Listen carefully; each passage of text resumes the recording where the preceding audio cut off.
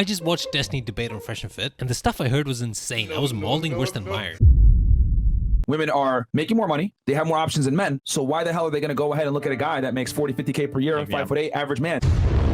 Oh, Myron, you just bring stupid girls on the show that don't understand anything, blah, blah, blah. They're not just stupid. I'm pretty sure you guys inject them with ketamine. I would argue the more educated and the more money a woman makes, the more hypergamous she is. She's less willing to tolerate a guy that's not financially together. I've talked about this before, but basically hypergamy is the idea that women naturally want to settle with a man of higher social and economic status than themselves, which leaves a lot of dudes as maidenless losers. These are the mid-wagey betas. Only like maybe 10 to 20% of men are like having all the girls. The average guy gets kind of left out on the dust. This is bogus, even if Destiny didn't really push back on it. For example, women are much more likely to be the breadwinners today. Age gaps are decreasing. Social mobility for women is slightly worse than it is for men. If hypergamy was a massive thing, that shouldn't be, right? If a woman is with a man, virtually every other guy to her is invisible because women have a very strong proclivity to have the best guy that they can get. I'm pretty sure a guy is going to marry who he thinks is the best he can get as well. The female sexual strategy is accomplished. She has the best guy to herself. Once they feel that that's fulfilled, well, I don't need any of these other motherfuckers because this guy provides me with everything I need. But with the guy, he's still going to want to have sex with other women. And women are not hardwired to be promiscuous if they're with their guy. I don't know, man. You might want to ask SNEAKO about women in relationships still being capable of sexual curiosity. Imagine seeing the girl you love, like, get fucked. I didn't realize it at the time, but a little piece of my childhood had slipped away. A lot of times the top salesman guy gets a bunch of the chicks, and it comes from like women naturally being attracted to dominance hierarchy. So men operate on hierarchies. Like there's always winners and losers. The top guys got all the girls. Okay, all this dominance hierarchy stuff, he's basically saying that men exist on a pyramid. Guys at the top, rich, good-looking alphas, like me, and they think that women uniquely value those guys. Because yeah, if you're a rich, good-looking guy, you will have more female attention. But there's an issue here. As I said, men will want the best that they can have as well. So surely chicks exist on their own pyramid where they go to compete too. So how is a dominance hierarchy unique to men, and how is hypergamy unique to women? But even beyond that, men seem to be just as attracted to other men at the top. Classic Tate W, man, you're the best. Maybe not romantically, but look at every fucking rapper or major athlete. They've always got like their entourage, right? Just a bunch of dick riders that follow them around. If you ever come into some money or some high profile success, you're not just getting female attention. And if he's not saying it's unique, then he's not saying anything at all, and you can't make prescriptions with it. Most women don't even know that like 1/3 of guys is either a virgin or hasn't had sex in the past year. Women, since women date up and they want the bigger, better deal, they're not going to settle on a guy that's just good enough if they can get something better. And this is why so many men from like 18 to 29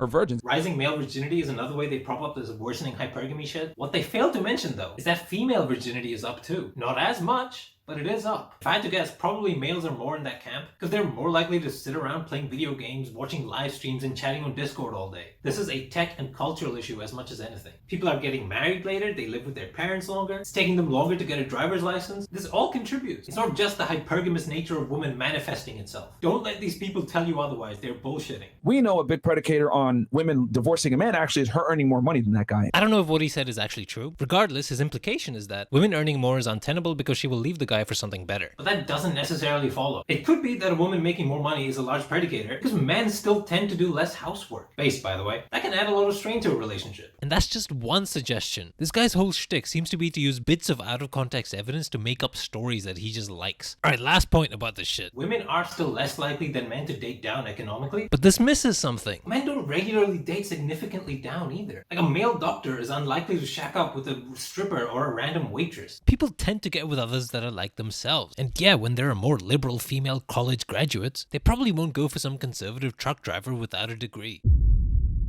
It is so socially acceptable to talk about power dynamics in relationships when they benefit the man. Nobody talks about them when they benefit the women. Everybody will talk about the fuck zone. The what zone? I've literally never even heard of that. You know that girl wants to date you, and here you are just having sex with her. That's manipulative. That's evil. You're a piece of shit. Yep. And then it's like, oh, okay. Well, you've got this guy that you've got giving you like wake-up calls on Saturday, Sunday morning that you wouldn't touch with a 10-foot fucking pole. Okay, and this guy like walks your dog, you know, for work. Like, how are you not abusing the fuck out of this dude? At the very least, fuck zone girls are just getting fucked physically. This guy's soul is getting fucked. Am I losing my mind? In what world is the friend zone talked about less than the so-called fuck zone? Maybe this is a generational thing. I grew up with constant memes about the friend zone. There's an entire Wikipedia page about it. If you're a fuck boy, a particular girl or like her group of friends may call you toxic or a piece of shit. But widely, you're kind of viewed as a stud. As you should be. You know, that shit takes talent. But the thing is that promiscuous guy that has all the girls is inherently attractive. Women respond very favorably to guys that can get other women, and they respond. Think about it. Fuck boys, assholes, dickheads, Dan Blazarian, Hugh Hefner, you know, Andrew Tate. these people want to say nowadays is, brother Tristan, these guys are all playboys. They have these misogynistic, toxic traits, but women love it. Do they? I don't know if it's because I've been brought up with like successful, educated women. Mom's a doctor, my older sister's a successful lawyer. Even my more like traditionally feminine relatives, my grandma or my aunt, you know, who just like raised their kids and like ran their household, they're still like intelligent people with strong personality. I cannot imagine them thinking of someone like Andrew Tate as anything but fucking weird. I'm sure that like flaky bimbos who want to party might flock to someone like this for a bit, but that's not a relationship type of attraction. Also, what he said was so stupid, that women are inherently attracted to guys who have a lot of girls and who are promiscuous. Doesn't it make a lot more sense to kind of flip that? That guys who already have attractive qualities about them tend to attract more girls. But honestly, this conversation overall was pretty boring. The reason it was boring is because most of the time, people like these dudes, especially when talking to someone like Destiny, they'll just say like pretty agreeable, uncontroversial stuff, but every now and then they'll quickly slip in stuff that is wildly stupid. And I don't want to say Destiny didn't handle it well, because he did. Men want it for other women, so it's gonna happen regardless. Yeah, but men want to shoot up heroin. Men want to drink and drive. You don't have to chase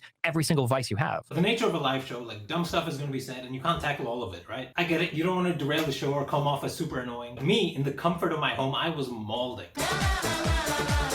Actually, the real reason it was boring is because this bitch sidekick guy has like negative charisma. Maybe that's too harsh, but I was getting annoyed at how soul-sucking this dude's presence was. Like, he looks lost half the time. Okay, I'm sorry. I don't know why I was so mean when I was recording this, but I'm gonna leave it in because it's kind of funny. When talking to Destiny, these guys portray what they do as like a very positive, uplifting thing for men. I don't think they're raising men up as much as they're shitting on women. If you look at their chat or their most popular clips and videos, I think I'm right. If it were more on the uplifting side, I wouldn't mind these guys as much. Because men do need people that speak to and for them. They definitely have sympathy and not empathy because they don't understand the male experience. And not only do they not understand the male experience, they don't give a fuck about the male experience. They mitigate the risk, cry in front of your friends, show that vulnerability to them, be that hard rock for your girl, because I know for a fact that's going to keep you attractive. If you can't sometimes be vulnerable to your partner in a committed relationship, then what's the point? Just hire a hooker. I'm sure a red pillar will find a lot of ways to hand wave away what I've just said. Because at the end of the day, all these dudes really want is like an overarching ideology that'll explain everything for them. And if there are inconsistencies, they'll find a way to like mold around it somehow, rather than think, hey, this shit is kind of cringe. But I guess that's what a lot of the internet is. It's just people looking for meaning. But I think that can only really come from yourself, the things you do, and those who love you. That's all I got.